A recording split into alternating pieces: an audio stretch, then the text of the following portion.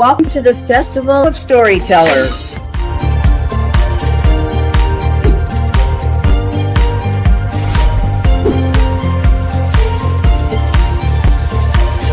I thank everybody that's involved with this process because we know writers need readers and writers need publishers.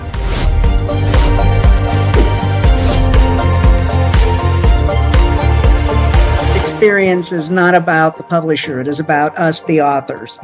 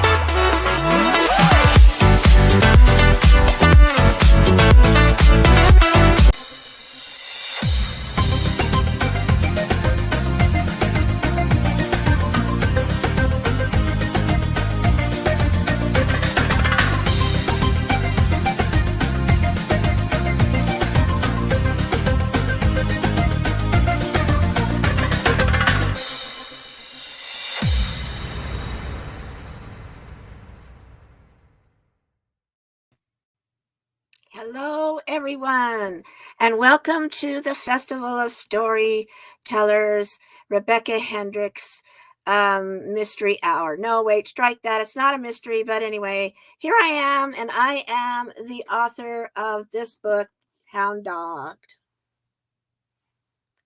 No, anyway. So welcome to my little spot here of time on the Festival of Storytellers, where I get to know some of the people that are out there and watching, and then I get to share a little bit about my book, which is a work of fiction, and it is set in 1958 in a fictitious town of Madison. It's a story about five young men who form a rock and roll band in that era, at the birth of rock and roll.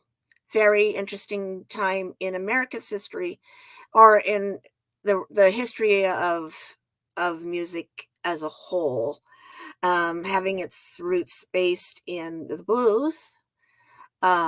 It came about just kind of like a mixture of that music with a little bit of extra beats and things like that added in. So today I am sporting this cute little look with this cute little bow and this cute little fun thing because it reminds me of one of my characters. Her name is Molly. She is in both books. She plays a bigger role in book 2 though. And she is she's a little sweetheart. She's pretty prim and proper, actually. And she just wants things to go a certain way. And just, she's just kind of like, very proper, I would say, would probably be the best word for her. So that having been said, I thought maybe, I would talk a little bit to start out with about the girls. It's always like having the opportunity to talk about the boys all the time, but there are girls, and there are some really very cool, strong girls in the story. Girls are not highlighted as much in the first book as they start to really come into the picture during the second. And yes, as this has been pointed out to me recently, and I don't know, everyone says, well, you got a lot of J characters and a lot of M characters. Hi, Bim. How are you? Hi, Bim. Your presence on the live session is a light. Oh, thank you. It's good to see you, Bim. Yes. So anyway, let's see. Hi, Rebecca. Hi. How are you, Clarissa? It's good to see you guys. Um, yes, it's good to be here again. It's awesome. I enjoy this time. I like coming on and talking to people. It's fun, and answering questions is like one of my favorite things to do. So anyway, yeah, there are a lot of girls in there that, and a lot of them strong, that come along. And like I said, was saying that there's a lot of characters with J names, the boys, I guess, and a lot of girls with M's. Well, sorry. I guess I wasn't even really thinking about that when I was making up their minds. I just kind of, I don't know, just the character kind of just comes along, and I kind of, they just tell me their names. I don't know. Sorry that there's M's and J's. I guess that's just part of the thing. Anyway, so the first one that comes along is Marcy. She works at the coffee shop, the coffee grounds, across the street from the university. Um, she's fun. She's bouncy. She's very cute. She's lively. Um, she uh, is an like, she's like on her own. You know, she doesn't live at home. She lives in the boarding house in town, and she makes her a living at the coffee shop, and um so that's kind of a Marvel thing, because she's not like into the family unit piece. She's a girl, a young woman out on her own, um and kind of making her way. She had been in college at one point, but she had to quit. Thankful Toad. Hello, Thankful Toad. There are a lot of people with M and J names in real life. Exactly. That's how I feel. I'm not blessed with one of them, but yes, I totally agree. Um, yeah, it's time to learn more about the girls. Woohoo! Yeah. So yeah, so she's kind of out on her own, and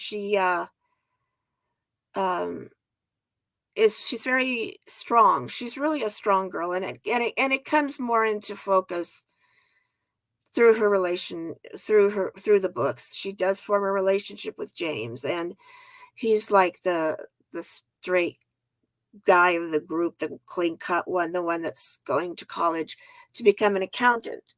So, and they kind of get together, and I don't want to spoil too much. But yeah, so she's a strong girl. And yes, she was going to college, and she had to quit. The reasoning isn't quite clear at that point. Becomes clear later. Then we meet um, Anne. She is also a student at the college. She is currently studying to become a teacher. She wants to become a teacher. An elementary school teacher. She wants to teach young children. She also is very smart. She's very pretty and very sweet.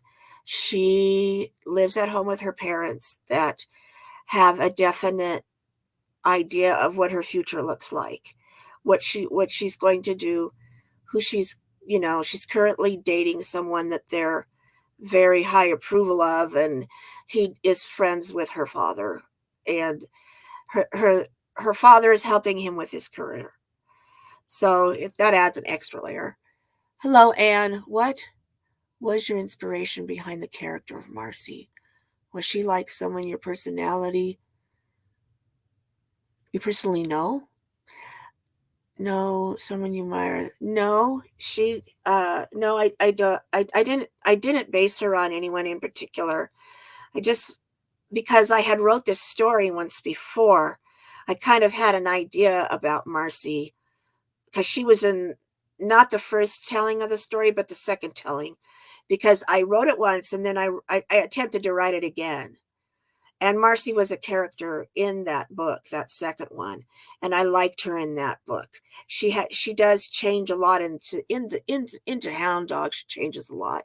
She wasn't quite so put together, shall we say. And I did have the second one. It really took place in high school more than this one does. So that wasn't a part. But anyway, Anne, um, so yeah, so her parents have a very set path on what she's going to do, who she's going to follow, and basically what her life is going to look like. And at this point in time, yeah, she's on board with that. But then things change when she meets John. So, and I don't want to give away too much about that either. Um, John is, of course, the the maverick, and not someone that probably somebody in the middle class would want for their daughter. But they have kind of a bumpy relationship to start, and things kind of develop a little bit over time. But I don't want to say too much. Then we have the night of the birthday party. We meet some more girls. They're all friends of Marcy's. There's May. Um, there's Doris, and there's Molly. Um, May is all about May. She's all about herself. She's very much the pretty one, the very, very pretty one. Probably model material, could be, you know. She's also very much about herself. She's very self-centered. And then Doris is a shorter girl with dark hair, and she's has a little extra weight on, and so she's not as self-confident, and she feels self-conscious because of her weight, and so she always feels like she's kind of a step behind the rest, if you will, and she's struggling with her self-esteem and everything like that. Hello, Carla. Em sounds like a very sweet girl. Yes, she is. Next door type. Yep. Can you talk a bit challenges she goes through in this book? Oh my goodness. Oh my goodness. She is the one that faces the most of the challenges. She's the one. Um, because like I said, her parents are very set on the path. And at that time she was set on that path too. And I do believe that she feels like, she was, that the path really isn't going to change that much, but it does. Hold on, Ruben. Is pure Hound Dog is pure magic. Your words breathe life. Oh, thank you. Thank you, Bim. Yeah, so she's the one that goes through the most of the change, because by the second book, she's feeling the change, and she's ready to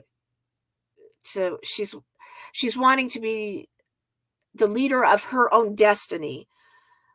And so she starts coming up against challenges, not only from her parents, but from her boyfriend then, and what she's wanting out of her life. Not just, maybe not, settling down at this point, but I really want to be a teacher. I really want to do that. I've worked hard, and I really want to become a teacher. So, and then she's faced with, maybe that's not what, anyone else has in mind for her. So it's very much a struggle for her to become who she is on the inside, because she's been so busy being the perfect daughter and the perfect girlfriend and everything like that. So yeah, and I don't think she's really had a whole lot of friends in her life. She hasn't had a lot of fun in her life. And when she meets John, she starts to explore some of that, hey, you know what? Life is kind of fun, and there are some things that are fun out there to do. And wow, maybe I would really like to try some of these things. So let's see. Megan, would you say that May is a selfish character? She's selfish. I'm sorry. She's not misunderstood. She's very pretty, and she knows it. Now, I'm not going to sit here and tell you that maybe she doesn't go through some changes, because at some point she does, yes. But yeah, no, to start out with, it's all about her. And anyway, so then Doris is, so then Molly, and then Molly's just kind of like the little quiet one, and, wants to be the little Betty Crocker, if you will. I realize that a lot of you might not know who Betty Crocker is or was. The little housewife, she wants to, raise, stay at home, and she wants to fit into the typical housewife role. She does. That's what her goal is. That's what she wants to do. She wants to just, you know, be this little housewife, and isn't that just what, and I'm not going to say that she doesn't go through some changes either. And then we have Monica. Monica is the girlfriend of the leader of the Dice, the rival band, the Dice. Monica is Joe's girlfriend, and she is probably fits more like the May who was something on the outside and is something else on the inside. She's very pretty. Because she is with Joe, who's well off, she dresses to the nine. She's everything about her on the outside is perfect. So there's the perfect scenario of that, of beauty on the outside with turmoil on the inside. Hello. Boy, I don't want to. I think it's Hyacinth. I hope I said that right. Hi, how are you? So nice and so thankful and glad that you came in tonight. So welcome to my little live spot. So yeah, so Monica is she definitely goes through changes because she's dating a narcissist, or the guy who's the toughest. I didn't really talk about very much about the rival band. So now that I'm done with the girls, I can move on to the Dice. We have Joe, who's the leader of the Dice. He is a very talented individual. He knows how to play the piano. He knows how to play the guitar. He well educated, well off, partly due to his family's wealth, more than his own. The house that he lives in, not inherited. I mean, it was his parents' home. They are letting him live there. And it's a gorgeous place. It's beautiful. So yeah, he lives there. He is very much about Joe in the beginning. Hello, Kelly. Out of all the girls, do you have one particular character? And I can relate to Anne very much because of the struggles that she goes through of, what path do I really want to go down? Who am I really? People see me as this thing, but I want to be something else. I want to be, a teacher. I mean, it's not that I don't want to be a homemaker, a wife, and have children. I just, at this point, want to be a school teacher. So I think it's just a confusion and trying to bend to the family's picture of what the little perfect picture is. That inner turmoil she goes with trying to be perfect. Reginald McBride. Hello, Reginald. Now, I might be reading into this wrong, but Monica sounds like she has some. Oh, yes, very much so. She's has some insecurities that she's dealing with. Oh, yes, very much so. Do you have a brief advice how people can ease their insecurities? Well, that's a very good question. Therein lies the tale. No, yeah, I mean, I think we all have them. It's part of life, and I think when you're young, you have them most of all. You have more insecurities than you do as you get older, because then you start to realize a lot of things as you get older. It's like the things that were important to you when you were 16 or 20 or 21, all of a sudden, well, guess what? They're not so important anymore. I think the roles in the 50s were so well defined, especially for women. Hello, JP. Thank you for sharing your story in your book. We hope you enjoyed it. I did. I had a great time. So yeah, so I think that the best way is you have to figure them out as you go along through your life. Hound dog weaves a tale of friendship, ambition, and the pursuit of fame. What message or theme from this book? To be yourself, to learn who you are. That's what I hope for. Because I am talking about these characters that are going through this, struggling with who they are, struggling with their insecurities, and who they want to be, when they grow up, if you will. Do we any of us ever really grow up? But um yeah, so I think that's it. But and as far as dealing with your insecurities, I think you have to be aware of them first. And I mean, that sounds probably kind of silly, but some people have them and don't even realize that's what that is, or don't even realize that they can change it.